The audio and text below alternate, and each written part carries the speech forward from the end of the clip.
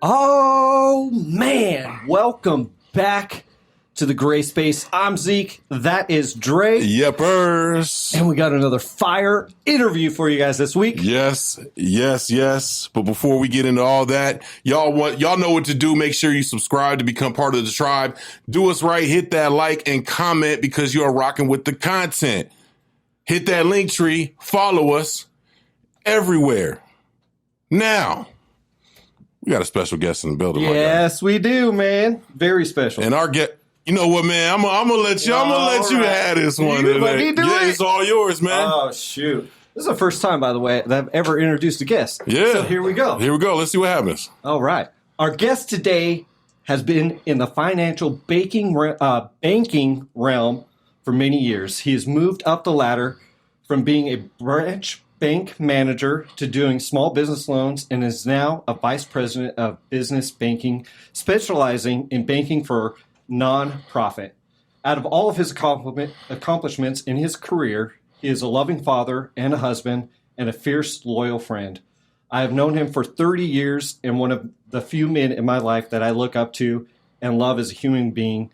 Please welcome to the Gray Space, Matt Luciani. Yeah, you did that, man. Oh, shoot, that was weird. I seen the hand shaking. That was weird. Yeah. That was all weird. good, man. Boy. Yeah, man. That was a good time, man. To bring you everywhere with me and have you introduce me before I walk in the room. That's how I feel, man. Now you know how I feel. Oh, dude, bro. that is nerve-wracking. Holy crap. Yeah. But it's so weird, though, because I have known you for 30 years, man, and I know a lot about you. And I want the people to know about you. So let's get started and, let's talk about your financial banking career, kind of how it got started and then where you're at today, basically, kind of moving through. Yeah, absolutely, man. So, obviously we grew up together, went to Tucson to go to school, couldn't figure out a major, and they basically told me that if I didn't pick a major, I wasn't going to be able to go to school, which is weird because it's for profit, so I didn't understand that. But I took a year off, man, went to a couple of cohorts and basically ended up at U of A in the business college, and they listed off the things that made the most money after you graduated. And it was medical, it was law, and then it was finance. So I decided to get my degree in finance, went through Eller Business School, graduated, jumped into the mortgage industry with Wells Fargo, worked my way up through that to a manager, ran a little office, actually I ran a couple offices in California, which was awesome. Saw right before 2008 started happening, it kind of happened in California, as I'm sure you remember. Housing prices were wild. People were kind of you would see a house go up about $50,000 on a plane ride from Arizona to Cali. So it was crazy. Yeah. So I saw that coming, ended up thinking I wanted to do something a little different. And then obviously my wife, Michelle, was in Phoenix. So figured if we were going to give it, at the time we were dating, but I was like, if I'm going to give this a good run, might as well come out here and give it a shot. Came out here, worked in investments for self-directed 401ks for a little bit, and then got in with the bank.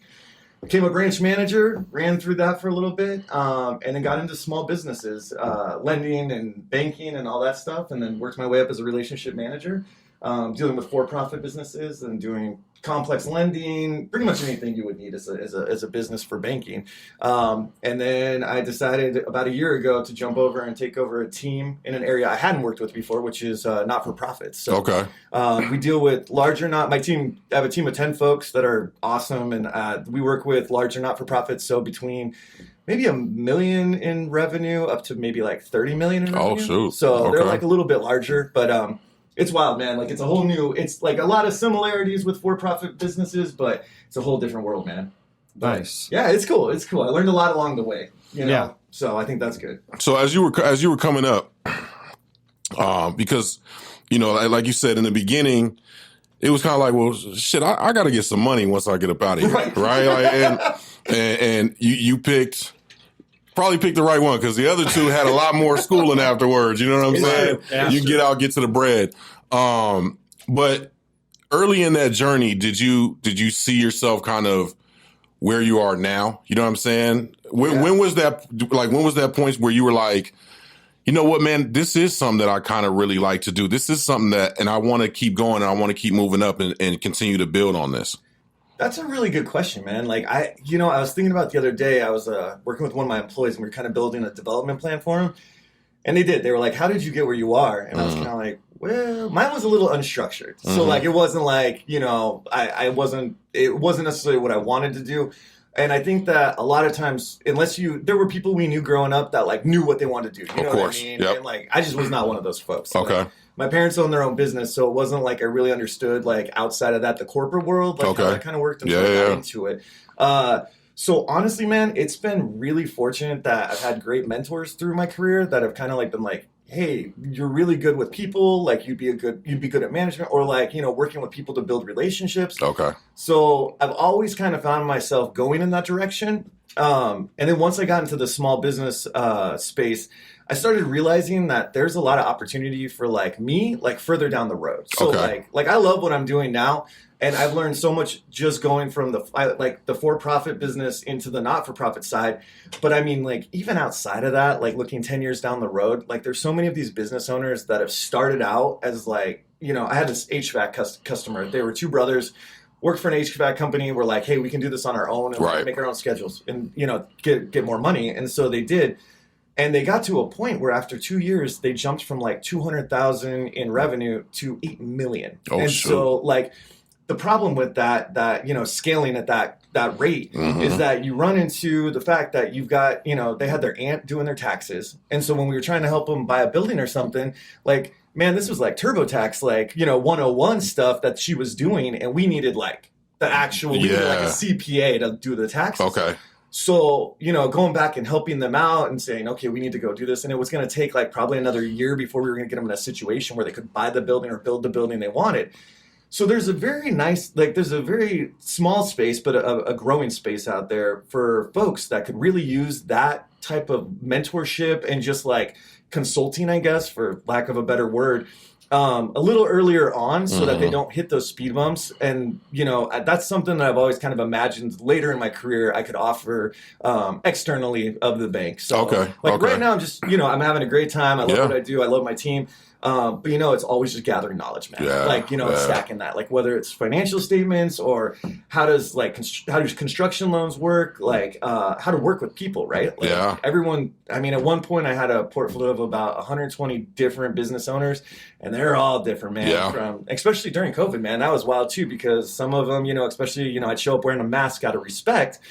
Man, some of them were just like kind of brutal about it. They'd be like, man, take that off. Get out of here. Or vice versa, like someone would be like, they'd have their mask on when I came in. And it was just very interesting. Like, and then the election, like they all confide in me, which is interesting because I guess I'm just, nice guy. And they're like, well, I'll tell them what I think. And I'm like, most of the time I'm just kind of nodding my head, But they I think if small business owners knew, the avenues they had to get some support out there that doesn't cost money or maybe cost a little bit, but it's going to pay itself off at the end. Yeah. It'd be something they take advantage of. That's kind of what I want to kind of get into a little bit too is the small business, because I think a lot of people are in that boat of, creating a small business and stuff like that. Is it since the pandemic and stuff like that, from your knowledge and stuff, and I know you're not in the small business loan stuff anymore, is it hard to get in a small business loan these days, or is it easy? Is it?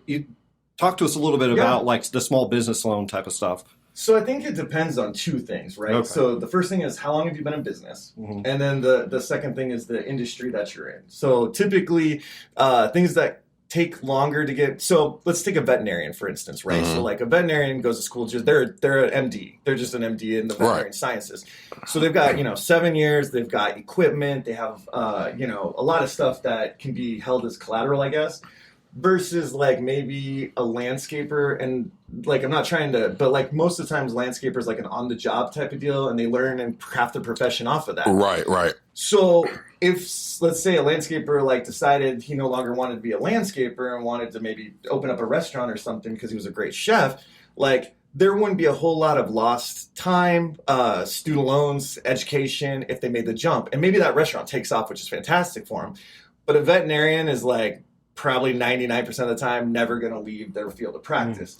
So Right, like right, we see okay. that, right, and so the whole thing. So that's the biggest thing, and then the length of you've been in business. So, but the days of the traditional business financing where you go into a bank and you meet with your banker and you fill out an application and it goes to like right now that like old school model because of tech is getting so. I mean, it's no longer like that's not the primary purpose anymore. Like they're using fintech models out there. I'm sure you guys have heard. They do it on the personal side too, like Best Egg. Oh my God, SoFi. Like there's a lot of them. Right. So they're using these algorithms that pull like a bunch of different things off your personal credit and then your business credit, and then like they run it, and then they're like, okay, well this person qualifies for whatever. Right.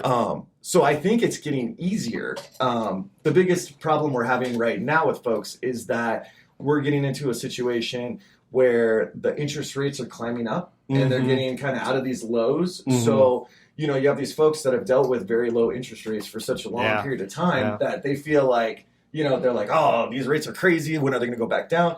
And I'm going to be honest with you, man. I think the first mortgage I ever refied when I started out my career was at like 14%. And I think we refied it in like 10 because like that was just, and they were just so happy, man. They were like, oh my God, you got us down to 10%. Right. Tell somebody 10% now on a Yeah. loan, man. Oh yeah, man. like on everything though, dude. Right. It's not like it's on houses, it's on cars. It's Right. what is the percentage rate average, I guess, for a small business loan? Do you know? Dude, I would say the ones that I've seen, like the ones the teams closed lately, like if it's a term loan, like an amortized out term loan, like probably around like 9, 10, 11. And then if it's a line of credit, because those are variable, like probably a little higher, man, like 11, 12.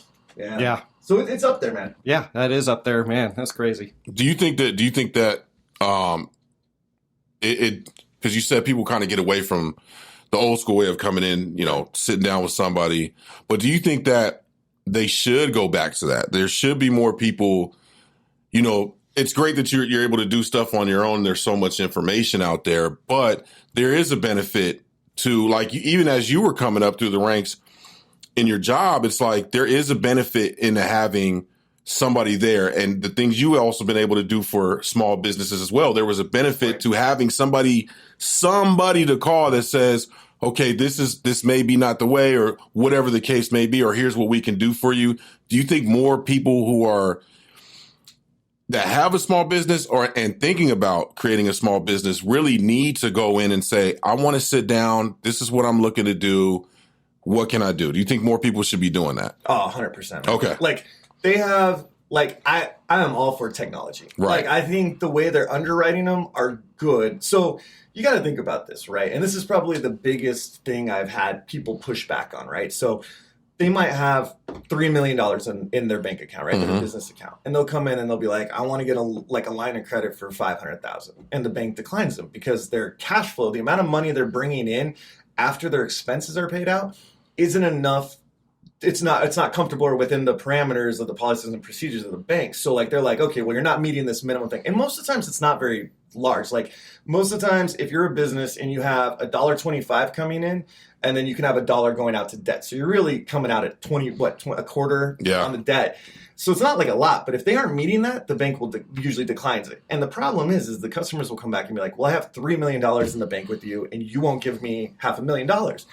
And the thing is that it's because they haven't learned that it's not what you can have $3 million in your bank, but that could be gone tomorrow. Right. Like right. You could make a bad decision. You could buy a piece of equipment that didn't pay off the way you thought. Like just because that money's there now, it could be gone before this conversation was over. Right. What we want to see as an institution that's lending you money is the ability to repay. Right. And so I always tell people if you have a small business, it's really, really vital. So you've got two options. You've either got the option to write everything off, right? And then you don't pay taxes. You might get some money back at the end.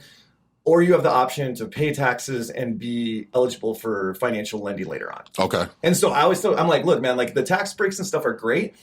But most of the time, by the time they get to the point where they need the money, they've already been writing they get into that. My dad did it. Like, I mean, my dad would take us out to dinner and you're like, oh, well, let's talk about work hours. And they'd be like, oh, that's a business. Right. And like, write off the whole damn thing. Like, we just talking about this, and it's not a bad deal if you never need lending. But like, if you're building something that either manufacturing or something where you might need equipment or something that you may not have the cash in pocket to buy it. I mean, like you just it's either you write everything off and just don't need lending, or you take the hit on the taxes and then look good for the financial institution. Okay. So. Do you think lending is essential to scaling? Ooh, that's a good question, man. I guess it's kind of what you're doing, right? Like, Yeah. I mean, I think every small business owner should have a plan for how quickly they want to go. How quickly they want their business to grow. And like, I've seen businesses that scale too fast and then they just like ended up bleeding out money because they ramped up really quickly. And then whatever it was that was, causing all the hype around it, like died off. And then they tried to carry the staff for a while. And then like they were just bleeding money out. And so I've seen it kind of go both ways, but it is helpful. For sure. Like access to capital. If you have a good product and you just, what's funny is most cities have an SBDC. It's small business. I forgot what the DC stands for, something center, but it's free for all business owners to go in. They start at the most basic level. Like you can go in and they have people that are from the SBA that work with you. So like developing a business plan they put together. It's really nice. They'll do projected financials for you. Like, all kinds of cool stuff, man. And I feel like I've sent so many people there and probably half of the people I've sent there have actually gone. But it's a free option for people that maybe didn't go to school for whatever they're doing for it. Or like, maybe you want to get investors into your business and like it gives you the ability to calculate like actual semi-realistic like numbers for your projected performance. You know what I mean? Like financial statements. So definitely if you're a small business owner and you're looking into growing or bringing on investors, like it's called the SBDC. I know there's one here on like 44th and Thomas. You guys can like just Google it. It's awesome. Okay. Yeah. SBDC. Small business. Something. Distribution center. Distribution center. DC, man. Distribution center too when you said DC, and I'm like, that's probably not it though. I don't even know. I forgot. It's all right. It's all these acronyms, man. Right. There's all these acronyms. So you did the small business thing for a few years, and then you got into being a vice president. Sounds a lot cooler. I know. It is cool, man. Just come on. It's cool, man. You a vice president. Come on, and that man. is the coolest shit ever, dude. Come on now. But I want to know the jump from that to being into the new position that you're in. Yeah, for sure. So it's every banking has their like officer codes, and then they have their like titles. So like that's our officer code. So like essentially we can sign on behalf of the company and so forth. Where like my actual like title is kind of what we use internally, like where I see signature lines and stuff. But it's interesting. I had a really good boss for the entire time I was in the business side. So I worked my way up, working with more complex deals and larger clients. I started out at the entry level and then worked my way up, and I had the same boss the whole time. That's dope. Yeah, it was awesome. I've never had that. Like that was the first time. I mean, I'm 42, and like in my entire life, I've never had somebody that was like that person in my life. Yeah. And wow, man, what a difference. Yeah. And they're a good person. Oh yeah, they're great. Okay. They're amazing. Yeah. Because if they're in your life, right, and you're like, damn it, I got to work with this person again. Yeah.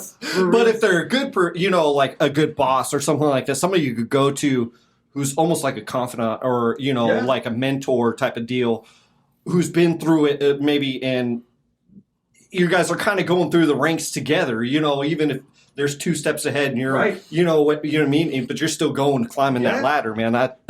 That's cool, dope. man. I agree. Yeah. I agree. I was very fortunate to end up in that spot. And like, you know what? It's interesting when you have a good leader, you look at like attrition rates, right? Like how many people quit that person? And like, I think in my entire time there, which was about 6 or 7 years, like I think maybe we had people get promoted, but like I think quitting, like I don't think we had maybe one person quit. Oh wow, like that's amazing. That's out of a team of like I think there were like 10 or 12 of us. Right? Okay, so I was very fortunate, and he like, I try to keep myself out of drama and politics and all that, man. Like, and some people like really thrive on that. Like that has never been my jam. Like, but he really did a good job of putting me in front of the right people. Like I worked real hard for him, man. Like, but like I think that's like when you work for somebody like that, you want to work hard for him. You know what I mean? For sure. Mm-hmm. Like they're working hard, you're working hard, and so he was awesome and got just a lot of exposure. And then it actually ended up working out, and I didn't realize it was going to be like this at the time. His boss called me and was like, "Hey, Sean said you might be interested in this." And I was kind of like, at first I was like, man, is he trying to get me off the team? Like, what is happening here? Right, and right. Like, then I called him just to be like, hey, what's going on? And so I didn't know it at the time, but he had actually applied for his next level. And so that was going to include him leading the state. So he was like, look, man, like, look at this, because like otherwise you're gonna have a new person come in and then you have to restart that relationship. And, and he's like, you're ready for that next step. So that's dope. Yeah, it was cool because it was like maybe like at this level, it was the first time that I like got tapped on the shoulder and they were like, hey, we want you to come over here. And it wasn't like I found it and applied for it. It was more like which was a great feeling too. Yeah. So man, that is super valuable, man. Like just in everyday life in general too, though, you know what I mean? Like just having that person that you're kind of on the same page with. Right. You know, I think we all kind of talk about having people, no matter what your field that you work in, right? Yeah. Of having a person that can be there, whether it be a manager, director, you know, a vice president, whatever it is, right? Somebody who can listen to you. Yep. And you guys can talk to each other, right? Like normal human beings. Like I feel like that's lost a lot these days, right? Where it's like you have somebody who's micromanaging, who it's my way or the highway. You do it because I tell you to do it, right? You know, but I just want to reiterate how important it is to have somebody like that, you know, especially in a working relationship, to be like, why are we doing this? Or, oh, I got it. I understand now, you know, and there's this back and forth, you know, and I feel like that's a lot of loss in a lot of businesses these days is that this relationship with manager, employee, supervisor, employee, director, employee, you know what I mean? Yeah. 100%. Like, and, you know, so I think it's great that you found somebody like that because I sure haven't. Yeah. And the other thing is like, not only that, but as such, that's a very unique position for you to have been in because, again, when you're in that corporate ladder, there's always that the business comes first, right? At all times. And so to find somebody who was able to nurture you in a sense inside of what the business is. Right. Still be able to push the company's goals, right? But at the same time, be a good enough leader to be like, we're gonna get you to this level right here, and you're just like, man, I'm having a good ass time. Right. It's true. You know what I mean? And that's a great because then it was like you were naturally when it was time, you were naturally ready for it. You know what I mean? And talk to us about. Kind of, and I know you kind of were asking a little bit as well, but that transition now from kind of being, you're still the big dog. We're not taking that. We're not taking that away.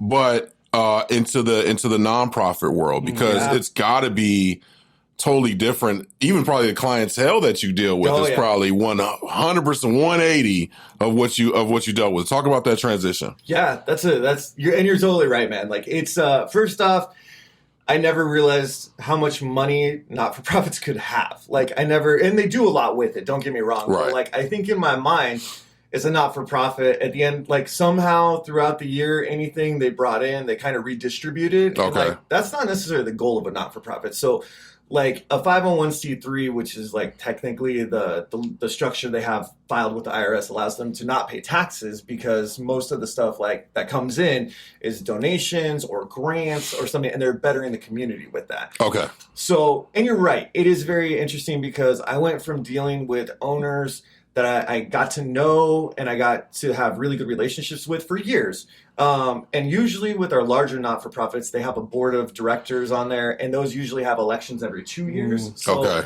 it's kind of a constant influx, right? Like I'll meet them, I'll get to know them. Well, I help some of my bankers out, but they like meet them, and then like every couple of years, could be a year, could be 2, could be 3. Gotcha. They're always rotating. But it's amazing, man, like where some of them started out as and how big they've got. Like they've grown into these like national things, and they started out as these really small things. And you know, they do everything, man. Like they do grants, they do scholarships. And there's a nonprofit for pretty much any and everything, man. Like I'm talking from fashion, like one of the biggest fashion shows in Chicago is technically a 501c3. Which is crazy, man. That's nuts. That's crazy, right? Yeah. But the really interesting thing is kind of what I've learned. So I went in there and I was like, all right, like I've got the other side down, like, right? Like, so I can help that with that side. I'm like, but I have to learn all this other stuff. And like, fortunately, my team was super, like, I think they really appreciated the knowledge I brought from like the software we use to how to do certain things to expedite it.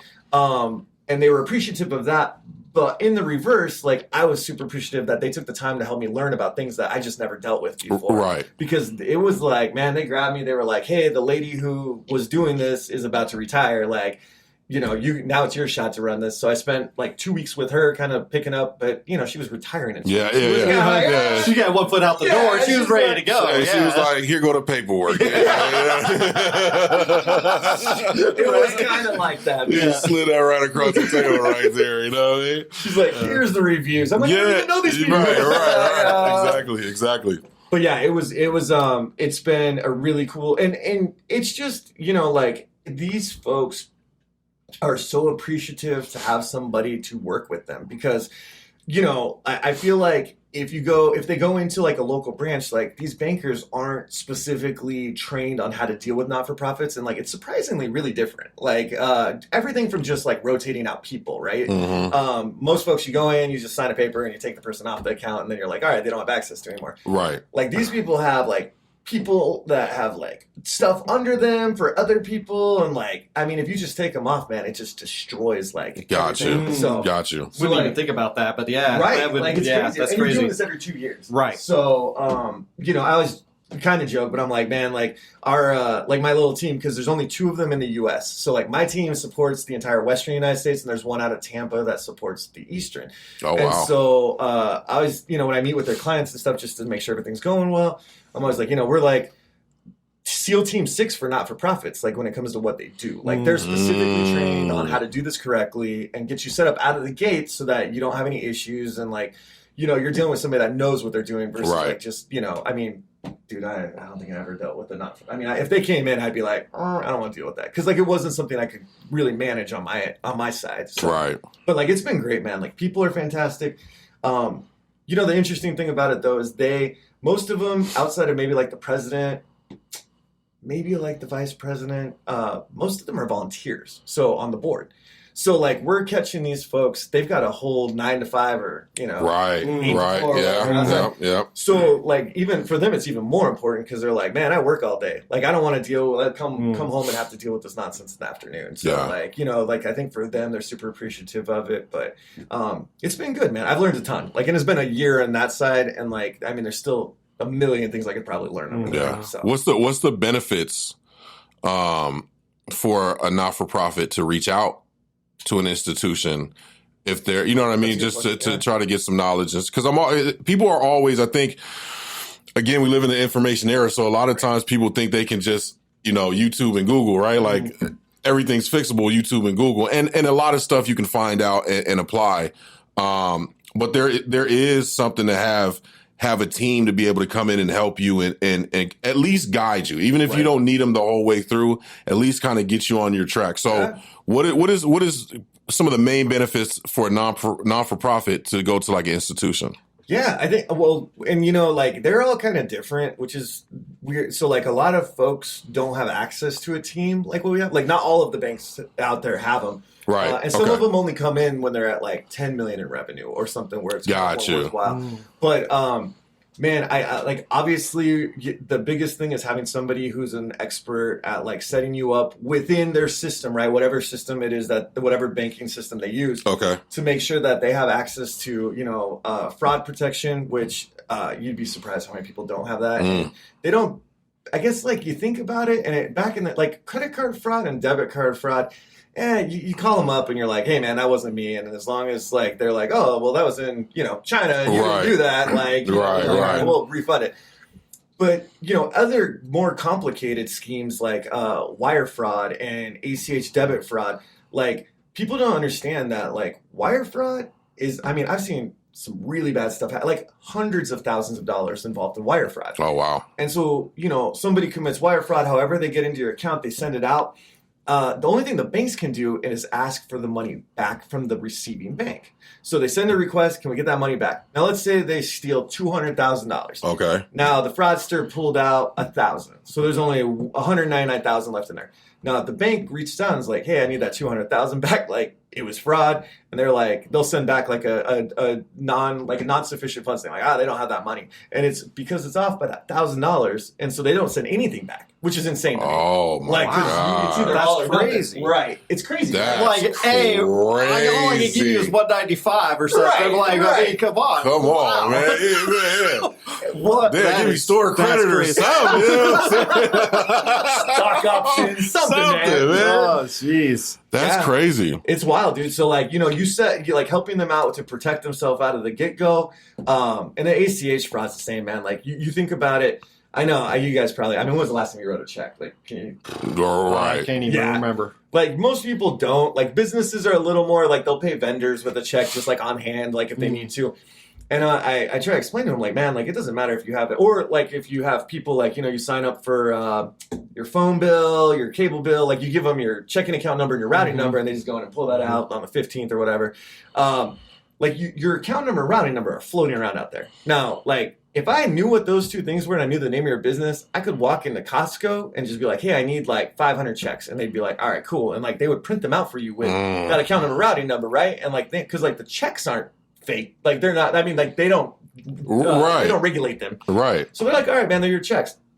Somebody goes out and does it. Well, same thing with ACH, man. Like, if you have QuickBooks, you can literally load in an ACH debit where they go, like, you can go into someone's account, you put in their checking account number, routing number, man. Boop, they go in, and most of the times they'll try like a little bit less.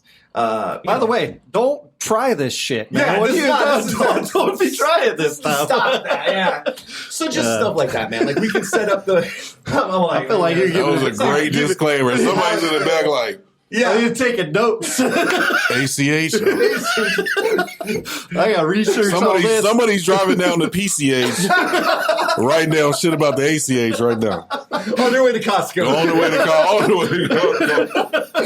Oh, shit. Oh, yeah. So, I think that's the main things, man, is protecting them, finding ways to make sure they're doing stuff in a safe environment and with the right people. And, like, international not-for-profits, man, like, you're dealing with people you don't know necessarily. Right. Like, are they legit? Am I sending this to, like, some like a prince who's being held hostage? I mean, so like just like helping protect them with that stuff. Okay. I wanted to ask you, said like, because like certain institutions won't even like touch you if you don't have over like 10 million. Do you guys have like a cutoff?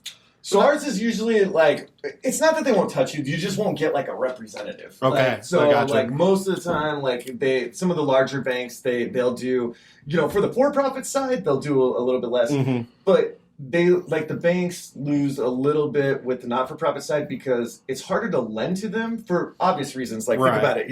Your church needs to get some money for a bill. Like, they're adding a building on or building a new church. Like, your bank doesn't want to be on the headlines like, hey, they didn't pay their bill and, so-and-so foreclosed on them. Like, that's the last place to be. Right. It's like their lending's a little different. So I think they invest more into the for-profit side where the lending, there's true ownership. They can lend and they can take personal guarantors on there. Where the not-for-profit side is a little more difficult because you don't truly have ownership. It's a board that runs it. And, like, you obviously don't want to get the headlines on the wrong side. But like most, they start working with them at like a higher value. So like 10 million, they kind of come in and help them out. They have the experts like working with them at that level. Ours, like, man, if you have over $1 million in revenue, like, we'll help you out. Because like that's kind of where you get into the spot where it's a little more complicated, and like that's where you're going to start going across like some maybe international lines. You're going to end up dealing with more like wire, like, a wire movement, working with the federal wires, stuff like that. So like where it gets a little more complicated because you could run like a smaller not-for-profit that pretty easily, but like once you get to a little bit bigger size, like we were talking about earlier, like the scaling, like you start dealing with people that aren't necessarily like within your geographical demographic locally. So yeah. I'm trying to think of how to ask this because I don't want you to get in trouble or anything, but have you seen anything that's like shady as shit? Like, you know what I mean? Like somebody comes to you and or whatever, and it's like, hey man, there's this non-for-profit thing going on, and then you look at it and you're like, that's just fucking bogus, man. I don't think I trust this shit one bit. Don't do it. Yeah, like I don't want you to give specifics, but have you ever run across anything like that? Like people trying to basically scam you guys out of like, hey, we're a nonprofit, we're making millions of dollars over here, we don't want to pay any taxes. Have you run across anything like that? I mean, like, you know what? I saw it more when I was like in the field, like on the for-profit side. Okay. Not so much on the not-for-profit. Okay. I'm not so hands-on with that one. Like, I hop on, I meet it. If there's something that gets escalated to me, I help them out. But I'm more like helping the team out, and then the team's like really meeting with them. But yeah, like, I mean, I'm sure they're out there, man. Like, anytime. I never understood what it took to get your 501c3. So, like, that's technically where your tax exemption falls in. Okay. And, dude, it's hard. It's hard, and it's expensive. And so I think it takes, like, you really have to have, like, capital to do it because you have to have lawyers. You have to have the forms right. And it takes, like, 6 months to get that IRS approval. So they've made it probably comparable to like getting some sort of a green card out, like from what I've heard, like right. Like, there's a lot of steps, a lot of processes to get. So like somebody who's trying to maybe steal from the system or do something shady from the system is probably it's more work than it's worth, probably. Yeah, and money. I mean, that's like you'd have to find a way to get a bigger return than what you invested into. Which might be a lot. Plus, your name and social are all tied up in there, and it's with the IRS. So, like, that's probably not the road you want to go down. Like, you're going to scam people. Mm-hmm. My name's Dre Bobby. My 1, 2, 3, 4, 5. Nonprofit $1 million. Here we go. Hey man, you never know, man. You never know. You know what I mean? I'm not doing that though, man, because that's too many steps. You know what I'm saying? I can't do the man. But wait, there's more. Like I thought I was done, man. Damn, I sent you the damn paperwork, man. You know what I'm saying? So where do you see? I know you kind of touched on it a little bit earlier, but like, where do you see you going from here, man? Because you're still very young in the career, in a sense. I gotta hang out with y'all more often, man. You're making me feel good. Yeah, you know what I'm saying? You know what I mean? But where do you see yourself going from here in kind of your career field? Yeah, that's a great question, man. I was thinking about it the other day, and like, hold on, real quick, and I want you to answer that. Yeah. I just thought of something. Because, again, we know each other for a long time. Yeah. Didn't you just go to finish school and you got your master's in something? Yeah. Man, clap it up, man. Yeah, man. Good for you, man. Yeah, man. No, but seriously, like, is that – because I want you to answer that question, but is that master's degree that you got part of your future goal? Yes. I think that was kind of – you know what, man? Like, I felt like it was always in the cards to go back and get it. Like, COVID gave me some time at home, as it did all of us, I think. And, so I used that time to go through and get it, and it was great, man. Like, I really enjoyed the experience. It was good, but I think that as I kind of look to see where my next level is going to be, it's going to come in handy. Like, I feel like. Like bachelor's degrees, like they're kind of almost becoming, especially for the kids like right now that are in like high school and stuff, they're almost becoming like an expected thing for them. Yeah. Outside of like trade school options and stuff like that. Right. It's the new high school diploma for really sure. It is, yeah. And it's an expensive high school diploma. And it's an expensive one, like, it's, like even between when my brother and I went, my little brother and I went to the same school. And like, I think, man, like I'm probably aging myself here, but I think it was like $1,500 a semester when I started, right? Okay. His was like $5,000, and that was only 10 years later. So like, you're looking at 3,000 to his 10,000, and that's 10 years, and that's still the same school, same classes, and all that. I mean, we had some of the same professors, which is crazy. So it is. I will tell you, like, I am fully. I think people in high school, like, I mean, I didn't have the luxury of my parents paying for it.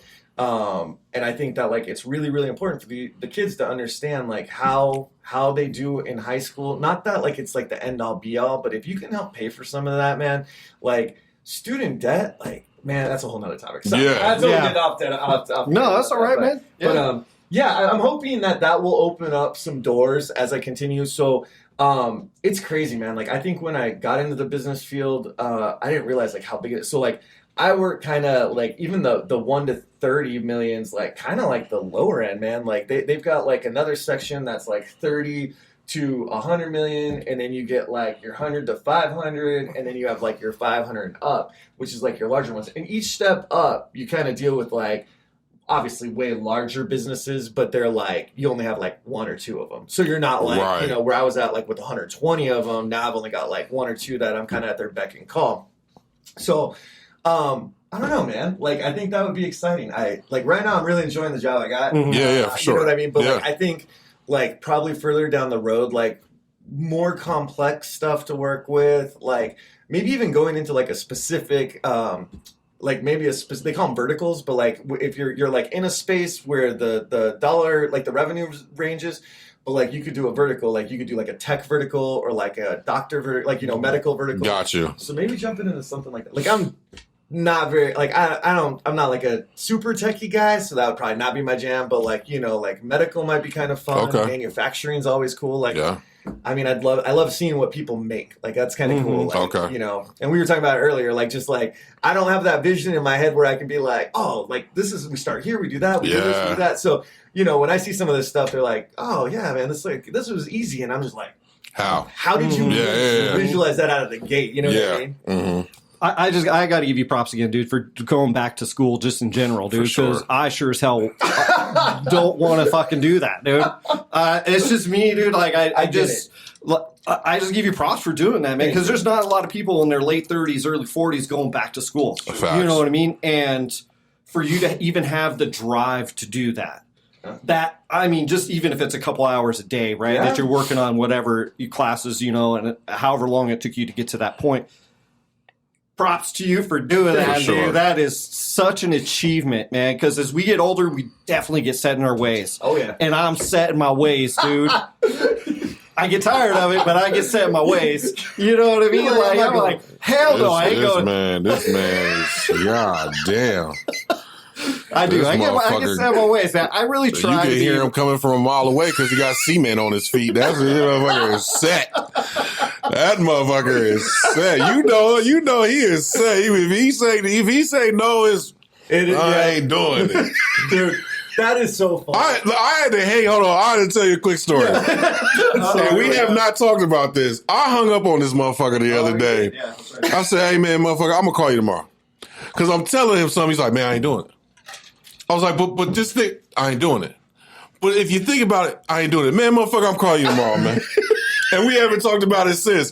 And it's not a big deal. It wasn't a big deal. But at the time, I was like, I got the phone and I looked at my wife and I was like, man, this motherfucker don't listen, man. Fuck him. Dude. Shit. He got to the point, which is funny, because I was actually waiting for you to say that he then agreed with you and just didn't do it. Because, like, that's what he used to do to me. I'd be like, Brian, dude, like, you should come over. We're having a party. Nah, man, I'm good. Oh, come on, man. Like, you got to do so-and-so. It's going to be yours. Like, nah, man, I think I'm good. Oh, come on, bro. It's going to be best. Finally, because I wouldn't stop, he'd just be like, all right, man. Like, all right, dude. And then, like... just wouldn't show up. Oh, okay. I can see that. He knew that I can see that. He did do that recently too. Okay, so you know what's up. With the cheesecake. With the birthday party. Oh, yeah. He was like, damn, I totally forgot, man. I did legit forget about that, though. I really did. Anyways. Yeah. Let's switch gears off of me. Yeah. My bad. No, that's good, man. Listen, man. I just have something to relate to with this, right? We got this. Hey, I'm down with it. You guys can give me all my fault. It's all good, dude. I can take it. Anything that we forgot, because I want to switch gears. Yeah. Is there anything that you want to say about banking before we move on? Last thing I'll say, man, is if you guys are going to start a business or you're running a business, there's a lot of help. There's a lot of folks out there that can do a lot for you free of charge. Man, keep it up. The entrepreneurial spirit, man, is it's a grind, but man, like, holy cow, like you end up with something that's yours. You built this. You know what I mean? That's and like, it's impressive. Like I'm always just in awe of what some of these folks have done with themselves and created. And yeah, it's super exciting. So, just awesome. keep up the drive. Cool. All right, we're gonna switch it up, man. hard 180. We're gonna have a little, yeah. We're gonna have a little bit of fun, man. Okay. We need to talk about some music. All man. right, We gotta talk about Let's music. get into And my guy over here, Dre, man, he's the ODB I guy saw, going dude. over here, man. Dude, big props. That's an amazing shirt. I'm gonna be honest with you, man. So every year, my wife gets me like a new Wu-Tang shirt, and Okay. like this has been going on for 16 years now. And it used Dope. to be like birthdays and so like, you know, it's gotten to the point where like I'll find something, maybe like drop it, like, you know, like an Amazon, but I'll be like, hey, I found this, you know, this is kind of what. Right. So, dude, in 16 years of looking at Wu-Tang gear and like, you know, the members of the Wu-Tang gear online, I've never seen that shirt. Bro. Yeah, man. This Like, was actually when you walked through that, like, that's amazing. so. This was actually an accident, bro. I went to go pick up a different shirt, and I was at the store. I had already ordered the shirt and went to go pick it up. And I was at the store and I saw this and I was like, oh, that's a dope shirt. Just picked it up. And then it was like the timing of it because you were coming on. Yeah. And I was like, yo, I'm rocking the ODB, man. Dude, I love Wu-Tang. I was like, I know he gonna love this. I know he gonna love shirt. this. Yeah, I love it. So, yeah, man, it worked out, man. You know what I'm saying? Dude, yeah, that's amazing. And you know what, man? I do not think I know the story. How did you become a Wu-Tang fan, dude? Like, I'm not sure I remember this story about, because I know it's not between you and me. I can tell you that for sure. No, It must have been a time when maybe you were in Tucson and I was in Cali at that point or something. It had to have been somewhere right around there. Dude, that's a great question. I don't really, like, I mean, obviously, like, when growing up, right? Like, we, like, I remember when, Nate, I forgot what it, dude. Anyways, we can talk about. I don't want to throw it out there just because, like, you know, we went to high school with this guy. You know, we weren't super close, but he was like kind of a tall, skinny, white dude, and he always had on the Wu gear, man. Okay. And so, I remember one time it was probably like it had to have been like 94, maybe 95. We had a class together, and so like I'm pretty sure at the time it was a Discman. It might have been a Walkman, but I think it was a Discman.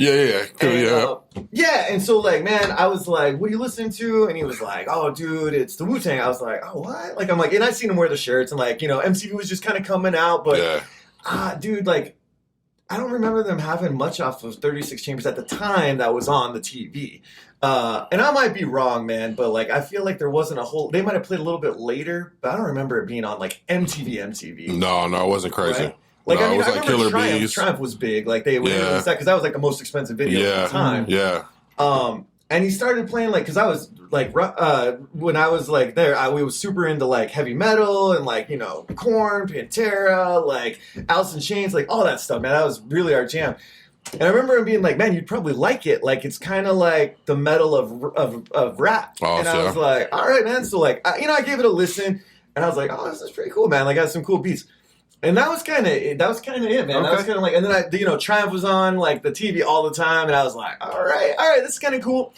And like, I probably like my freshman or sophomore year of college, man. Like, I don't, dude. Honestly, to this day, outside of that kid, I don't like. Maybe Maggie like played, or maybe I can't even remember. Like, but somebody was like, "Oh man, like, dude, let's put this on." They put the CD in. We had like a 3-disc CD changer, right. And I was like, "Oh shit, dude!" I'm like, the 3-disc CD changer. It was like that. Like, you could kind of detach the speakers if you wanted to, or put them back. Yeah, you know what I'm saying? Yeah. And so, like, they put it in. We were having like a party or something, and like, dude, it just. I was like, slapping. What the hell, dude? And it just, man, it sat in there. We had for a while there, like we moved a couple times, and like we had like Snoop Doggy Style in there. We had Outkast, and then we had Wu-Tang 36 Chambers, and like. What a great mix, by the way. Bro, I was just gonna say, bro, like that's actually. That shit need to be archived right there. You know what I mean? Like, golly. Man, that's dope. It was good, dude. It was awesome, and then like it just kind of the I think like to me personally, like kind of the group, the brotherhood, like the kung fu movies, dude, just like so it was like a whole like package for you type of deal. It filled me up inside. Yeah. And it still had that like the metal that I love, like that like grimy, like dirty, man. And then. dude, it just like, escalated and like, dude, I started like listening to it more and more. And then like, it just kind of became like, dude, like it was like my friends and they were like my Wu-Tang clan. And like, it's just, dude, I love, dude, the Riz is amazing, man. Like, dude, obviously methods, like they're just all like unique in their own right. Now, but that being said, like I've had this conversation with a lot of people. And sometimes they're like, "Oh man, but have you heard of like blah blah blah?" And like they're like the nephew of blah blah. And dude, you're talking about the extended Wu, the Wu forever, yeah. And I'm like, I didn't go too deep. Yeah. Like to this day, like, I've got them all. Like I've listened to them a lot. I still feel like 36 Chambers is like to me like that's like I still listen. It was on classic. It's man. just dude like. So we went to, so my little brother, it's a weird story, and we can talk about this some other time, my family life, but my little brother, Andrew, like, had never really been to a concert, man. And so we're 10 years different. And we're 10 years, he's 10 years younger. So there was a concert that was out in, it was the place in California they always have it at, the Rock the Bells. San Bernardino? Is that where it's at? San Bernardino? I know exactly what you're talking about, man. It's like out kind of outside of like, it's not by the beach, but it's like kind of like yeah, I know exactly what you're talking about. Go ahead. Okay. So, dude, I bought tickets for just me and him. Like, he just graduated high school. Like, we'd never gone on a trip together or anything because he was 10 years younger. And so I was like, dude, let's go see a concert. And he's like, all right, well, who you want to go? I was like, dude, like, I've been to a couple of the Rock the Bell shows. I'm like, so this would have been 2013, and I was like, dude, like, you have no idea what you're about to go see. So it was, the headliners were Snoop Dogg, Wu-Tang, and Tribe Called Quest. And it was, they were doing the full albums of Doggy Style, Midnight Marauders, and Wu-Tang was doing 36 Chambers. Dude. Nasty. Dude, right? Like, how could you miss that, bro? How could you miss that? You know who else was there? Was Lauryn Hill. Oh, like, my God. She was like side build, bro. She was it was her first concert coming out of, and bro, I'm gonna be honest with you, like, and I love, dude, like Lauryn Hill's amazing. She did not prepare for that concert. Yeah, that was right around that time where she was like kind of floating to come back, but then she wasn't. It was 2 toes in, the other 3 out. You know what I mean? So yeah. I felt bad for her, like, I mean, because I was super excited to see her, but like, dude, she was out of breath. Like, she was, trying. She was trying, but like, dude, I feel like. I don't know, man. Like, if you're gonna be in a concert, like, you should probably start getting ready about it months earlier. For sure. But man, so it was so cool, like, just to have like my little brother there, like, seeing these amazing bands, doing what they're doing, and like, dude, like, I think it really opened his eyes because like he'd never been to a hip hop show, like he didn't really like. I don't know. It's weird. Like they didn't really. We were, I didn't grow up with them, but like it was weird. Like they didn't really have like music. Like my littlest. The littlest of our brothers, like he kind of was into like hip hop a little bit, but like kind of like more current stuff. You know what I mean? Yeah. So it was just weird to me because like I mean, holy cow, bro! Like we couldn't listen to enough music. Like we used to literally just sit in his car in front of the house and listen to like we just put in a CD. But I think that's lost today though. Like in everything, not just in the car, dude. I remember sitting in your bedroom. Like in freshman year of high school, dude, and we would just literally sit there, and you're like, listen to this. In there, bro. Listen to this. Yo, man, hey, man. And no matter what it was. Have you heard this? Have you heard this? Man, you know what I mean? And especially with like Columbia House. Oh my God. Right? Because you're like, okay, I'll get these 13 CDs for a penny and then throw away everything else. I just got 13 CDs for a penny. And then what do? You go and come over. Let's listen to this. Oh, that box. You know, man. So it's true. Gosh, that is so lost today, man. It is. I miss it, man. Like, I still personally do that. Like, I'll just sit on my couch and put headphones on and listen. Yeah. But that style of listening to music, whether it's in a car or what, I think that's probably where it goes mostly today, though. In the car? I don't know if you guys agree or disagree. For sure. Like, I think most of the time, if people are going to listen to music, it's going to be like, dude, I have a 45-minute commute or even a 30-minute commute, right? And it's like, I could get through a whole album on the way there and the way back. True. You know what I mean? But this is the other problem, is when we were that age, you bought a CD, right, for like $15.99. Yeah. Yep. And that artist put everything into that because that was the only music you're getting from that artist for Yeah. like probably 2 years. Yeah. maybe Oh three. yeah, for sure. So like you would listen to that CD from track 1 to track 12 or 13. Mhm. God, like, or like, shoot, man, if it's a double pressed album, you listen to it all the way through. Yep. Like, I don't think, let's ask, like, what was the last full album you sat down, like headphones on or in your car that you started from track 1 to the end of the album? Well, it's a little different It's for different me and for- Z because we review albums. Okay, Right. that's a good So, point. so, Yeah, good point. but in that, I would say it's probably about 3 a year Right. that I'm like there's one out right now that we just reviewed that I'm still listening to that thing. That thing Yeah? is Cute. that Q, man. It's a funk album and it's fucking incredible. The whole thing, all the way through. The whole Dude, that's thing. amazing. The whole thing. But it is few and far between because it's, like we were talking about earlier, people drop singles. They drop Right. singles. And that's Right. just the space that we're in. Yeah. And accessibility is at an all-time high. Right. You've got, we can name the top two, right? Is Apple and Spotify, but we don't even think about Google Play. We don't even think Right. about, That's a good point.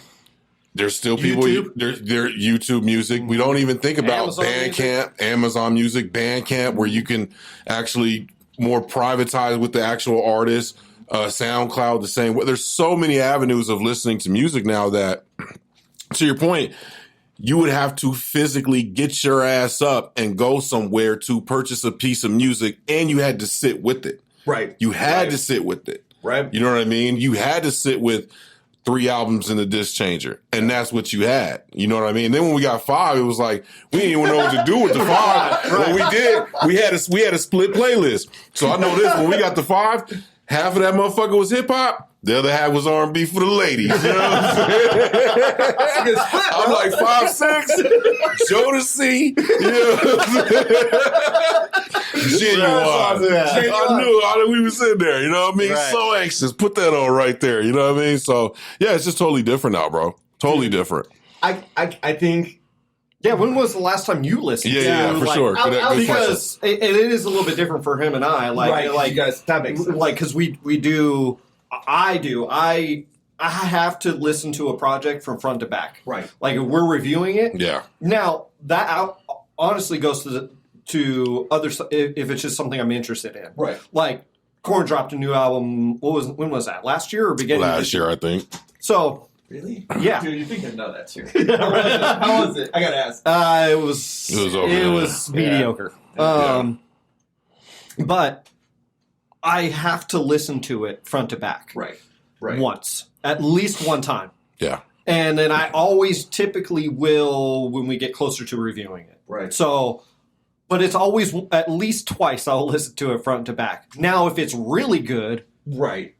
it's front to back continuously. Yeah. Like, It's just but it it's is, just what I'm you- going to tell you how rare it is, dude. It's like 0.0001% of the time That happens. that happens. That makes sense. Like, people just don't drop, like, people drop good projects, don't get me wrong. Right. Like, but they're always about an 8 or a 9. Right. Like, even if they're top, Really you know what I good. mean? Like, Yeah. really good. And you're Yeah. like, yeah, but there was just these 2, it just didn't do anything, right? Yeah. And you're like, and a lot of times what we run across, and I don't know if Dre, if you agree or not, is it's too long. Yeah. Really? Yeah, like, Well, everything now is because the songs are shorter. And so what you'll they'll have put 20 is some you'll have tracks on 20 there, tracks. and you're like, yeah, but Right, you that could, makes sense. You Give me could the cut 12. this, and you get 12, and it's an easy 10. Yeah. Easy 10. Like, because classic. you could bangers, dude. Like, Bangers. you know what I mean? Like 1 through 12, and then you create that vibe in that 1 through 12. Right. And it's like, dude, I created 40 tracks. I'm going to give you 25. Yeah. And you're like, you didn't need to do that. Yeah. Right. You know, so it loses something, I think, with music, you know, especially these days. It's like I'm happy and then I'm sad about Yeah. music No, today. no, I totally it's get this it. weird. I ask everybody who comes on here, too, like, what is your opinion about today's music? Because Yeah. I do find it interesting, you know, because everybody's got something a little bit different that they Right. either it runs the spectrum. It really does. I think a lot of people kind of sit in the middle, like kind of where I'm at. Like, Yeah. I hate it, I like it, Right. you know? And then, but there's people that love it, that love to drop singles, and that's all they do is drop Right. singles. And I get it's the popcorn culture, right? Today of here, just throwing, Throw it, just man. keep You'll going, get just keep something going, in. just Yeah. throw it. Every month you're getting like a track, Right. and there's no project, you know? So I like the project, but I also like singles too, because then you're like, that's fire. You're I like, like that's it. amazing. That's a great Right. song. Like, you should have Right. put that out. So it is. I ride the fence a lot So with let me music. let me ask you this, because Dre, I know you've obviously been in the music industry for a while. Mhm. So monetarily, Mhm. right? So like obviously growing up, man, like CDs, tapes before that were the jam, because like, you know, that's how they made their money. Mhm. And then touring. Now in this culture where they can stream it, is it more advantageous for an artist to drop 7 singles or 6 singles that are, you know, get a lot of plays in a year, or is it more advantageous for them to drop a full album? Because like if they drop singles and they're all hot, or in Ryan's what he was saying is like, you know, you get either 8 or 9 because they put too many songs, so nobody's really listening to those other songs anyways, but you got one album out of the year. Are they gonna make more money as an artist by doing the singles or the album? In the streaming era, it's gonna be the singles because Oh, there you go. because of the ability to market it, Right. right? Which so makes sense. now you only need a single because the attention span of most people, right? Because it all goes back to pop culture, Right. And pop culture is from 15 to 25, right? That's the range. So the attention span is here now, gone in a second. So they need it has to be, unless you're coming with an album that literally has 10 singles on it, which, Right. and even at that point, listening to it wise, it would still throw you off, right? It's Right. so much easier today to have a playlist compiled.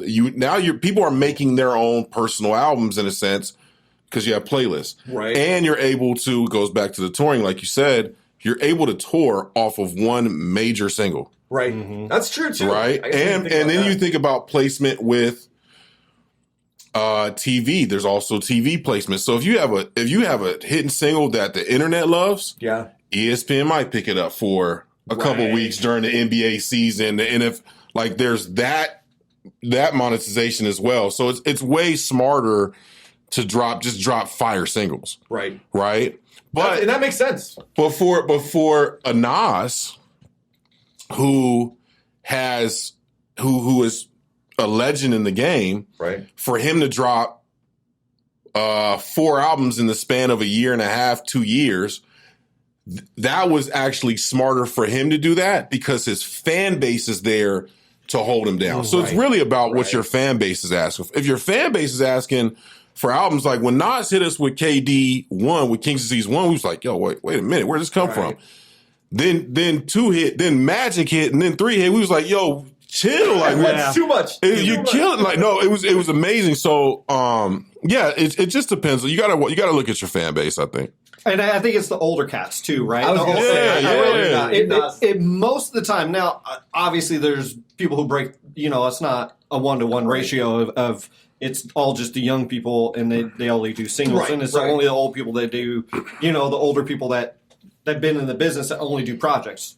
That's not necessarily the Right, case. right, for sure. But it is, I would say, more weighted that way, right? Makes sense. Like, and it is the case of the Nas that you're talking about. He's older, right? So his fan base is going to be a little bit older. It's not saying he's not getting the 21, 25-year-olds Right. to listen to his music, but his bigger fan base is going to be in the 40 range, Right. Right? That's And they're going to nice. love. Yeah, they're gonna love it. Now I getting think that this. whole I project. think this, Matt, is. I think it's also how have you groomed your audience.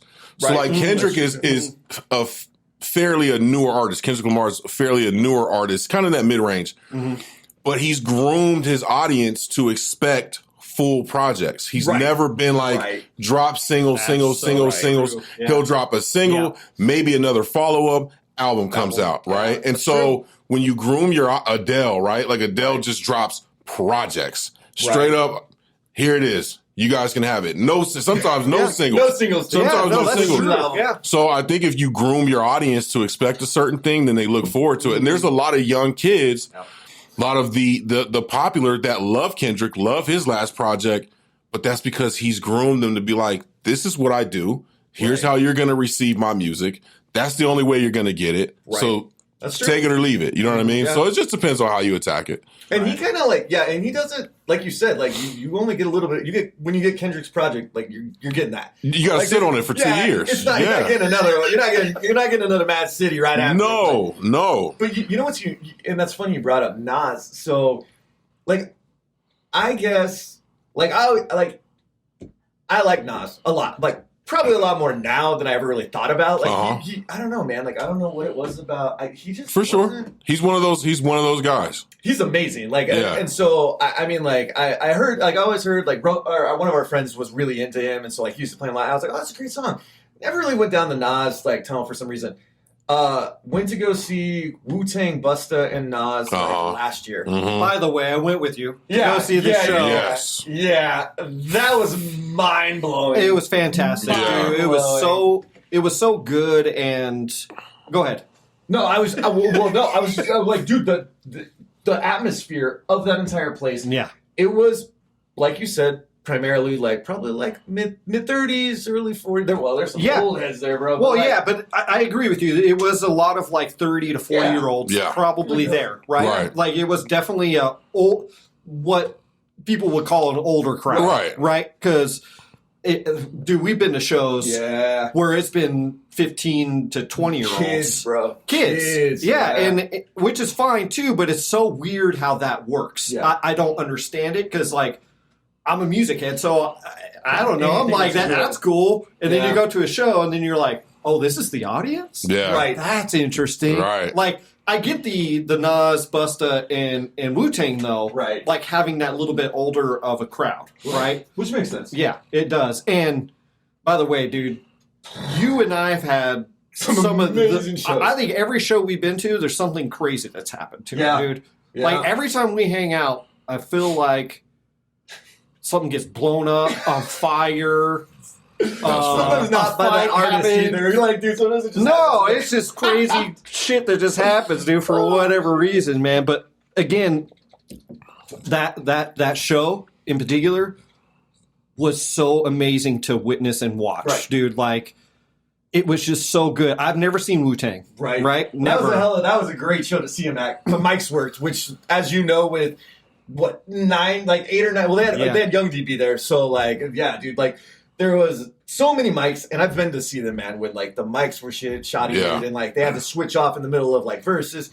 Like by now they're running on muscle memory, anyways. But like, dude, you could feel their heart in it. And the crazy, so like, dude, I've seen the Wu-Tang build as the Wu-Tang without Method before. I've seen them without the RZA before. Yeah. And like. It was a different show, man, without either of those there. Like, both sides. But, like, I've seen them with Meth, without Riz. It was still different, and vice versa. And so this one, it just happened that my wife was all like, hey, she's like, it looks like Method Man's not touring with the Wu-Tang on this tour. Yeah, I remember this. Do you remember that? And I was like, because, like, he was like, oh, I got shit to do. I'm a grown man. Like, I'm making good money. Yeah. And I was like, motherfucker. Yeah. Dude. I'm like, because to me, man, like, he embodies, like, dude, Raekwon, Ghost, like, all those guys are amazing. Meth brings that energy, dude. Yeah. Like, I could watch all of them all day, but, like, Meth, like, dude, and it was so amazing, dude, like, because, like, it just so happened, for your audience, man, if y'all like videotaping concerts, like, get a snippet, then put your fucking phone away and enjoy it. The moment that's going on, man, you're never going to watch that shit except for that snippet you made anyways. Just put the fucking phone away and enjoy it. Grab a little bit, put it away, man. Yeah. I just happened to be taking a quick snippet to send to my son. I was like, boop. And, dude, it just happened to be the one where Method Man came out. Yeah. And so, like, I don't know about you, but I didn't think it was going to be there. And they went into, like, I had no clue. I remember everybody went crazy. Yeah. It took, like, a second as people started to see, because we were a little further back, but, like, I heard it, dude. I was like, oh, shit, is that? And then, dude, from the front to the back, the crowd just, and it was just, that concert, though, cool. Which doesn't happen very often, had just great moments in it. Right? Like the way they had it planned out was amazing because you had, Wu-Tang come out first. Right. they open the show, Yeah. which you're like, why are they opening the show? Yeah. Because your brain, right? If you've been to any show, it's opener, Right. mid, and closer. Right. If there's 3, or it's opener, closer, Well, right? They didn't have them come out and do like they had them come out like they In had sections. like in sections. Yeah, so they would Yes. come out and they would do their like top couple singles off their solo projects. Yes. Right. And like, oh, dude, when Raekwon and Ghostface came out, I mean, they could have played like the whole show themselves, but Right. it was just so cool to see them flowing off. Oh, dude, that was. But I love Right. that. And then they were all coming out, Yeah. you know, and then Nas comes out. Oh, dude. Because Method Man didn't come out until the second set. Right. Which was fantastic because you're like, damn, he's not here. He's not here. Right. not He ain't here, here, So man. they wasn't there. But then you're building this, right? And it's Wu-Tang, and then it's Nas is kicking it up a notch. Then Wu-Tang comes again. Did they come out? before Yes, Busta? yes, they Oh, did. you're right, They came you're out the right. second time. They played 3 times. Right. They came out the second time. That's when the place erupted. It Lost was their minds, dude. like it's something that you have to be there to Yeah. like really get. And I agree with the phone, right? Because even if you're recording a phone, you can hear people screaming, Yeah. but it's the energy of when he walks out on it's just a game changer, man. Yeah. It's very rare that you find somebody who, like Method Man, that can walk on stage and just bounce a little bit. And dude. everybody goes, holy shit, Yeah, it goes your crazy. presence Yeah. is here. Yeah. You know what I mean? Uh-huh. Crazy. Then Busta comes out. Holy crap, Dude, that just was another amazing. Yeah, level, that was man. crazy, Then too. Nas comes out again, and then Wu-Tang, closes out the Yep. show, and just phenomenal, man. Like, I some of my Dude, I best know. concert memories, dude, are with you, dude, for sure. Dude, I will say Nas got like a loyal fan after that night, man. Okay. Like, and they went Yes. out with one mic, which I did know, and I was like, dude, they were all like rap, like he was rapping it, but like they had Wu out there, like backing him. Oh man, That's What a- dope. it was a really cool show, man. By the way, I knew the guy who ran that show. No shit. I Dude, that's awesome. found that out later. I was like, Where were you when we did it? I know, Yeah, he right? was, He was backstage, man. Dirty bastard. yeah, you did. Yeah. Sure, homie. He works at my work, and he does all the shows there. And Oh, then is so- that the big homie? Yeah, dude. Oh, I was like, man, dude. What you doing, We man? might have to get him on the show, man. For Because he sure. probably got some That dude stories. got He knowledge, probably got man. some Yes, stories, dude. dude. Because he works with everybody. Yeah, Just dude. with everybody. So, Everybody and their Yeah. mom goes through that place, dude. Yeah. Like, seriously, like, you pretty guy. but he just works freelance, though. So, like, he Which is just knows Live sound. live sound. Oh, he does a sound there? Yeah. Shit. He does it. That's a big Well, he project. does it. He doesn't He's a do it all the freelancer. time. Yeah. So he'll just kind of pop in and out, like like his dad. I want to put him on Right, blast right, yet. yeah, I mean, I'll ask him, dude, if he wants to come on the show, and we could talk about some stuff. But That'd be cool. yeah, man, like live sound, man. Live sound. You have to get it right, man. Yeah. You just have to It's get it different. right, and it's just Dude, it's and, definitely and like you said, just kind of back up, dude. Is you have all those mics going on Oh, at the yeah. same time. They all got to be somewhat proportionally Right. correct. Right. Because, dude, some dudes are yelling and some dudes aren't. You know what I mean? And Like, different voices, too, right? well, yeah, Like, deeper, Yeah. not as deep, Yeah. But again, some people, like, when I was watching, like, had, like, energy, but then there was dudes that would just come out and just kind of do their thing. Yeah. Which not as hype of energy. So you got to boost them a little bit. Right. You know what I mean? I don't want to ever do live sound, dude. We did it when we went to school, dude. That's about the extent I Yeah, ever yeah. want to do live sound, dude. It's to me, it's not fun, but I do appreciate Right. people who can do it. You know what I mean? So, All right, quick question. What you got? I got 2 questions, none of which have to do with each other. First question. Favorite Wu-Tang member? Oh, dude. Feet to the fire. All right. Dude.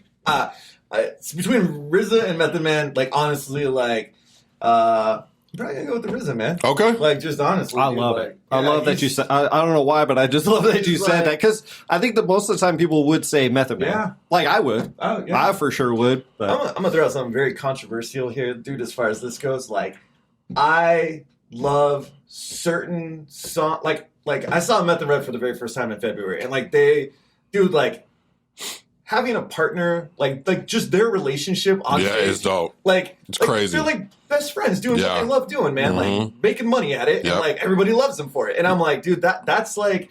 Like I feel like that's how we are, man. But like I don't know if we'd ever be on stage doing it. Right. If we could find a way to monetize we're kind our of on, friendship, we're Yeah. kind of that's on true. stage Right. now. We had the dances down. It was really cool. But like I really prefer Redman on his own, and like as far as like the albums go, full albums go, like I like the Tikal, I like him with Wu-Tang, and I like some of the stuff Redman's done. But their albums together, minus maybe like 5 or 6 songs, dude, like I feel like they could. There's so much talent there that they could have done more. Yeah, that is super controversial, dude. I Is super. And I love both of them. Like, it's not like I'm not trying to be like I hate you guys. But I respect it though. I mean, like everybody's entitled to their opinion, dude, about that. I mean, like, and I mean solely for the listeners. Like, dude, like right. live, like those two, bro, like they kill it. Sure. Yeah, like it doesn't matter what they could be doing, like Donny Osmond songs, and everyone would be like, "Oh my god, this is amazing!" Legit. But, like, it's just the sound to me, man. Like, like they've got some great. Like, there's some of the songs I'm just like, wow, these are amazing. But like they're picked and choose. They're like I pick and choose them off of the albums, and I'm like, man, like I'm just surprised with the talent these two have, just overall. That like we just don't have like a Meth and Red that's just like number one. Yeah, like, that's it's true. Just like amazing. That's true. Amazing. Yeah. So my second question: craziest moment that you can speak about with this guy over here, man. Dude, I'm gonna just pick one. Just pick one crazy one. You say that, dude. There are shit ton of crazy fucking moments with us, dude. Oh my god. I'll let that you can talk about. Craziest moment. Yeah. By the way, you can say whatever you want. It doesn't matter. And I'm gonna let y'all know we clipping this. We clipping this for sure. Dude, I don't know, man. That's wild. Like, God, if you got one, I'll do one as well. All right, just and then we can finish off, dude. Yeah, that works. All right, man. So here, this is probably not only the craziest. This is probably like one of my favorite moments, but like a combination of all. So, dude, we went to when Lollapalooza was still like a traveling thing. Okay. Like they came to memory. Phoenix. And how old were we? Did we have to be? 13, I was 16. 14? Were you able to drive? I was driving. It was 1996. Was it? Oh, you got the shirt still, huh? Yeah. I don't have the shirt still, but I do have. I have the picture. I'll give it to you. Okay, so it was 1996. So you were, yeah. So I was probably like 15. He was 16. Dude, man, I was barely just driving. Just driving, by the driving. way. I just turned like 16. Okay. So my my parents weren't gonna let me drive. He just learned how to drive to Phoenix to go see a show. So, anyways, my dad ends up driving us down here, and my brothers live down here in Phoenix, and so like he drives us over there. We spend the night, I think, and then the next day, like my dad was like, "All right, well, we're gonna take you guys," and we were like, "All right." So he drives us out to. They don't even use it anymore. It was called Compton Terrace. Like, okay. You know where? Yeah. Okay. So Compton Terrace, when it was the jam, drives us out there, right? And so my dad's like, dude, he's like, I'm gonna come back here at 10 o'clock. Now, mind you guys, there's no cell phones. There's no pagers. There would have been no way for communication. He was basically like, at 10 o'clock, I'm gonna be right here where I dropped you off. Like, okay. Y'all need to be here. Right. And of course, man, like, dude, I'm like, dude, are you kidding me? Like, dude, what if it's not over by 10? Like, just being a total asshole to my dad about this. And, like, it wasn't until years later that I looked back at it, and I'm like, fuck, man. Like, he drove me me and my friend, all the way from Flagstaff to Phoenix, then drove us all the way out to Compton Terrace. Right. Dropped us off. Right. Drove back into town to do whatever he was doing. Drove all the way back to, like, as a dad now, I look back, I'm like, oh, man, that motherfucker, yeah. asshole. Yeah. And I was just so upset because, like, we were so excited about the show. And so we go, man, and, like, correct me if I'm wrong, it was Metallica, Soundgarden. Metallica was headlining, Soundgarden was second. Yeah. And then the Ramones, Rancid, Screaming Trees. And then Devo happened to be there, which was so shitty. Everyone else got like a dope ass like surprise like group that showed up. We got fucking Devo. Right. Which the first song they played was Whip It. And so we were all like, yeah. And then I'm like, I don't know any other Devo songs. He's like, me neither. They pretty much got booed off. And then, the stage. dude, people were throwing shit at him on stage. Oh, like, it was crazy. Bad, dude. But anyway, so like we get there, we're having a good time, man, just chilling, and we're like hanging out, and it was the Ramones' last tour with all of them still, dude. Like, it was crazy. And we didn't obviously know it was the last tour at the time, but we're like, all right, let's go check it out. So we're checking it out. And all of a sudden, man, this like crazy storm starts creeping across the desert, like monsoony, like, you know. During Soundgarden, by the way. Well, no, it hadn't started yet, remember? Like, it was like, because they shut it down after the Ramones, because then, like, they were the stacks. So, so the storm starts coming, and they're like, all right, guys, we're going to have to stop the show for a minute. So the Ramones are like, they're like, 1, 2, 3, 4. Then they play their songs, and then, like, they're like, all right, we're the Ramones, we're out. And they run off stage, and we're like, all right. Well, Ryan and I got separated, so I didn't know, like, because everyone was running, we started lightning or some shit. I don't even know. But we ended up, like, separated due to this concert. And there's, like, dude, I mean, there was a So I do remember this just to say, like, because it was so packed. Yeah. And you were like, hey, because we were kind of like, I just remember being pinned and stuff like that because I was a small kid too. So I was like $130, $140, soaking wet, dude. Like, so anyways, but you were like, and there was like a tower of like lights, and you were like, listen to me here if we ever get separated. Yeah. And we didn't get separated for a while. It was during that. But go ahead. But that's you're right. That's right. Because we were like, we'll meet over here. Mm-hmm. So like, I don't even know what happened, man. I ended up some weird hippies over here. I don't know what happened with you, man. Like, were you? I got really close up front. Oh, that's right. Because you went back up. You were correct. And so, I went way up front, dude. I was like two people deep. I think they were like literally like, don't come near the stage because you might die. And Ryan's like, let me go see what's going on over here, dude. By the way, it was so packed in there, just so people are referenced, like, it's so smashed, right? And again, I'm small. I could lift my feet up. Just held up, bro. It just held up because I was so smashed of people. Oh, okay, I got you. You know what I mean? Like my shoulder. You were being like held. Feet, my feet hurt so bad. It was like somebody was grabbing. Yeah, because I was standing all day, right? I lifted my feet up, dude, and I was just like this. It was just like chilling, bro. Straight chilling, man. Just people holding them up by pressure. That's hilarious. Little dangling ass feet in the front. Oh shit. That's hilarious. It was wild, dude. There was a lot of people there, man. It was crazy. Yeah. And so they shut this thing down, dude. Okay. And, like, everyone's kind of like hiding for cover. It rains a little bit. Thunder comes through. Anyway, so like we're sitting there and we're like, all right, cool. And like we went to go. We primarily, I mean, we want to see Soundgarden for sure, but like Metallica was really Soundgarden and Metallica for sure. That was like the reason why we went. Yep. So we get up there. So they're like, they start like start testing the guitar and stuff. So I'm like, oh shit, like dude, I gotta go, man. So I like. Whoever these random hippies I was hanging out with, dude, I like both. I was like, thanks, pleasure hanging out with y'all. Let's go. And I kind of head back over where I told Ryan we were going to meet. And so, like, I'm sitting there and, like, kind of pushing up a little bit, looking for him. He was easy to pick out because he always had his Detroit Lions hat on, looking for anybody over there. The only person in Arizona. And had long hair, by the way. And he had long hair. Okay. I'm like, look, I couldn't see him, man. It's total black, bro. It is, like, pitch black. This was 96. Soundgarden had just released it was Down on the Upside, right? It had just come out. They did. Yep. Obviously, Black Hole Sun was like this crazy huge song like right before that album. Dude, like you start to hear like the guitar, like acoustic guitar of the beginning of Black Hole Sun. Okay. And so like, you know, sometimes like guitar techs come out and fuck around, but like, dude, it was just different, bro. And like everything's black. Like there's no lights on anywhere, dude. And like as one light comes on, it's freaking Chris Cornell, dude. Like, that's like probably like 10 feet away from Ryan's head, dude. And there's one light on him, bro. And he's doing an acoustic version of Black Hole Sun. And the way that's set up, dude, like it's an open stage and they have like the speakers on the side. But, dude, like it's the whole desert behind it. Like, there's no like curtains or anything because you're outside.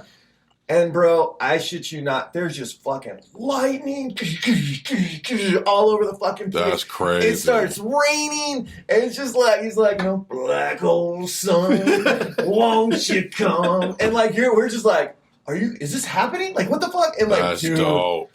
It was such a surreal moment, dude. And like, I mean, we were together at that point. It was like right after that, I think they went into one of their new songs that was a little faster. And then like next thing we know, dude, like we're sitting like, hey, what's up, dude? He's like, what's up, dude? That's crazy. And, like, dude, just like rocked out to the rest of Soundgarden, man, like in the rain. And then like Metallica came on, and I think we got through probably half their set. And I was like, oh, it's 9:45. We got to get out. Yeah. No, dude, that memory, by the way, is one of my fondest memories. Me too. Just because it was I've been to one other concert before that, but like it was like our first real concert by ourselves. It was that whole experience, and then Chris Cornell by himself because all of his band members were like, "We ain't going out. Because it's lightning out there." And I thought it was so cool. That's dope. I thought it was really cool as an artist saying, "Hey, look, you guys paid for us to be here. Yep. I will play for you. And he even said, I remember this very vividly. Like, dude, I can picture it so vividly. He was right there. He's like, we're just going to have this light. He goes, shut off all the lights. He goes, so all right. He goes, well, I got to take care of the light show for us. Dude, it was crazy. And he's played that song, That's Black Hole Sun, fire. dude. And like he said, there is lightning everywhere. Fucking everywhere, dude. I've never Most seen of the it like that. time, they'll shut down a show for that. Like, if there's Of lightning in the course. area, Yeah. dude, I can't, I don't know how to visualize this for anybody who, it was the most amazing thing instilled to my brain. Like, That's dope. years and years have passed, Yeah. and I can remember what that looked like to me. That's like, fire. it is very vivid to me. It's so surreal we got Dude, to it was. witness that. You know It what I was mean? really crazy. That was pretty awesome. And then the time that Tom Morello, we went to go see Oh, yeah. Tom Morello. Morello. And like, we're watching From the stage, Rage. dude. Yeah. And like, there's like a speaker next to us. And like, all of a sudden, the lights all go down, dude. And you hear Tom Morello's wah, wah, chicka, wah, wah. And like, I look shit. over, dude. And it's literally me and Ryan standing here. We look over, and Tom He's, Morello's like, standing right on the here, speaker, like dude. right next to us. I'm like, oh, Playing right shit. by us, dude. Just, Oh, that and was look, amazing. man, like, this kind of goes back to the cell phone thing. Like, I could have easily pulled out my cell phone Yeah, that's true. and recorded that. Right. But I tell you what, man, there's nothing like the memory for me because the cell phone footage really wouldn't have done anything for me No. because that is imprinted on my brain. Right. Both times, dude. Both. Right. Yeah. And Tom Morello standing, I mean, I could touch him. Dude, it was That's how wild. close he was. I mean, Wow. he's just right there. Okay. And he don't care that there's people around him. Yeah, he's just jamming. And nobody bothered him. Nobody Nobody even touched touched him. him. That's dope. Nothing. Yeah, Like that's he had, right. and I think there was security behind him, but but like way behind him. Yeah. you know, and that was cool. Yeah, that was cool. I'm going to tell an embarrassing story about us real quick, and then we'll get up on out of here. So, I laugh at this. And my sisters and my mom laugh at this all the time. But we were when I met you, we were in 8th grade. And every once in a while, my mom worked 3 jobs, you know, trying to support the kids and everything, you know, and so his dad would be kind enough, or his mom would be kind enough to come over, pick us up, whatever, you know, because their business was kind of down the road from Yeah. our middle school that Yeah. we were at. And Oh shit! I know where this is going. end of class, school, whatever, and then you know, your parents were going to pick me up. I was going to go, and then because we live fairly close to each other. So, anyways, we go down. Like, it's weird because it was in Flagstaff. The school's like on top of this like hill, and you have Okay. to like go down. It's a pretty steep hill. Right. Yeah. And so we were like kids, you know, you jumping on rocks and going down. Right. They have stairs, by the Spider-Man way. it down. Yeah, Right, they got of course. stairs, but we Spider-Manning it down. Right. Yeah, of course. Right. And what was her name? Stacy? It was it Liz? No, it wasn't Liz. Oh my god. I Anyways. can see her hair. in there, Yeah. So, anyways, whatever. I'm just gonna say Stacy That works. for Yeah. Second of whatever. the story. Okay. So he was like, "Oh, that's Stacy. That's my dad's assistant or Yeah. whatever, right?" Yeah. They worked around. I was like, oh, "Okay, cool." He was like, "Get in the car." I was like, "All right, cool." So he opens the door for me of this passenger's right, and it's the back passenger side. He opens the door and he goes, "Get in." So I get in, and I'm like, so I sit down, and there's this lady, and I can see her blonde hair, and looking me in the rearview mirror.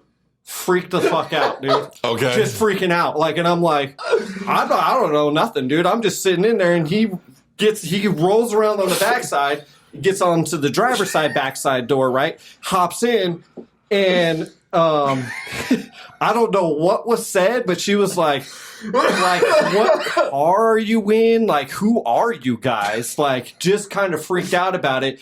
And he goes, "Oh shit, you're not Stacy." And I'm like, "Who the fuck is Stacy, man?"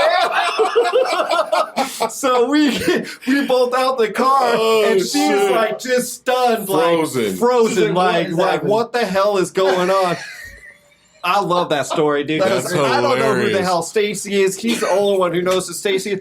I'm in the car, by the way, for like 20 seconds. Dude, it was a while. Because it's not like he ran. To Right. Like he was strolled he just around. strolled around. cars We come about in to there. yeah. And I ain't Yeah, he looked both ways real quick. Oh no, you go ahead and pass. My ride right here. Go ahead. I gotta get in. Oh, shit. That's That hilarious. is hilarious. Yeah. And she just in the back. She just in that motherfucker just. Well, and it was weird. Is she didn't say anything to me. She just was but looking I at- saw her, dude. Her eyes were like saucers, right? Like just huge. And I'm like, how come she didn't say hi to me? You know, like as Right. a kid, like, hey, how's it going? Right. I'm Stacy, you know, Right. Tony's, you know, assistant, whatever, which you know, makes whatever. sense, right? You know, so anyways, That's and then he hilarious. gets in and I mean, it's probably like a 10, 15 seconds before he realizes we're in They have the the same wrong haircut, bro, car. and the same car. Like I was Okay. still convinced until like Ryan kind of looks at me, and I kind of like lean over and like look at her. And I'm like, oh shit, dude, that's you now, oh my god. But we got stories for days. Yeah, man. I jumped man, out I of know. I jumped out of a second story window for this guy. Oh, dude. I got kicked out of his house. You did. You did. I mean, there's For like stories 2 for years, days. Yeah, I got stories for days with this guy, man. We went through everything, especially Yeah. going through. We met in 8th grade all the way till now. Yeah. So Yeah, it's been 30 years, bro. It's crazy. And It's dude, crazy, I know. 30 years, I bro. know. that's dope. And it's half for this guy. It's about 15. I for know, this guy, dude. dude. I know, It's crazy, man. Look at man. When I find somebody I love, Hang on tight, bro. I keep them, and Yeah. I mean this genuinely. Between the both of you guys, I love you guys dearly, man. You Yeah, we guys love are you like too, my man. bestest of friends. I'm glad you guys finally made Yeah, man. Yeah. on the For podcast. For sure. Yeah, you know, and I'm glad we made it happen, man. And I'm Thank glad you. you came on the show, dude. This is just kind of surreal for me. My brain's like, it's almost like information overload, Right. Right. because like I always have like all these thoughts when you come around because you bring this energy and I'm like, oh, I remember this, I Yeah, remember for this. sure, Like, for 'cause, sure. Again, dude, 30 years is a long time. I Yeah. don't care who it is Yeah, that's true. with, right? Like I can say same things about my mom and my sisters, right? Yep. Because they're longer, Yeah. right? But, Yeah. They got You- to be. I hope they gotta so. be right. You would. but still, it's memories. You know what I mean? Right. So, and I cherish. Well, yeah, I love you guys. So, love you anyways, Love I'll you leave too, it there. Brody. Yeah. Yeah. So, Absolutely. Well, thank you, Matt. Thank you, guys. Dude, this has been such a pleasure. It's dope, man. Thank you know you what so much I'm for saying? having me. Yeah, this was fun, man. You know what I mean? And we'll do it again. We got to do it again, man. Just have a fun one and yeah. sit here and chop it up, you know? for sure. And we got to set something up for us to do something outside of the cameras, too. Yeah, for sure. Yeah. I mean, trying to get drunk. Yeah.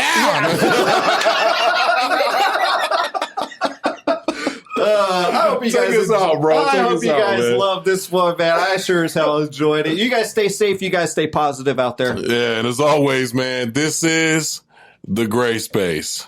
Peace.